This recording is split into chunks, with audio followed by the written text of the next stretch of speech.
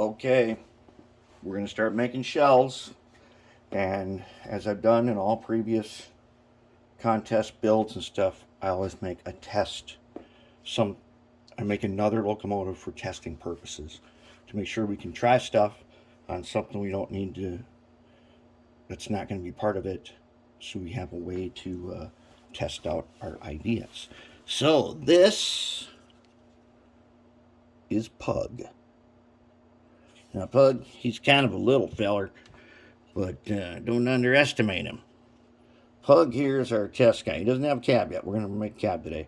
And this is not his nose, but I'm thinking he's going to have a high hood. So Pug's he's short guy.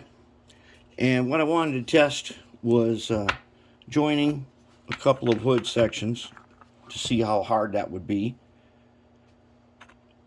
And I wanted to test another thing. The other thing is, due to the severe motor shortage, there is no way we are going to get, we're not going to get scale width hood motors for all of these. It just, you can't get them. You cannot get the decent motors that we like to use, and I don't have enough left to do them all. So some of them are going to have to get the mighty 280. So Pug has a section of hood on him, and that section fits the 280. And I needed to see what that is going to look like, rather than making a full wide body hood like this. This one here is wide enough, and it's a wide body. Now, as a captain, it doesn't look that bad. What I wanted to do was make one where it's obvious that that's where a very large motor is. We're not going to try to camouflage or to hide it. It's going to be obvious that there's a huge motor in there. So we did that. And I had to relearn a couple of things. Getting him to making my intermediate pieces the right height. I got to pay attention to that. But Pug looks just fine. And Pug is probably, he's not going to be in the contest, but he's going to be there as an example of what it took to build what we're building. I also wanted to test how thin of cutouts I could make. As you can see, these two little pieces are bent here, because they're very, very thin. Now on this side, they worked out, so it's kind of hit and miss on that. This one worked. This one is a little bent.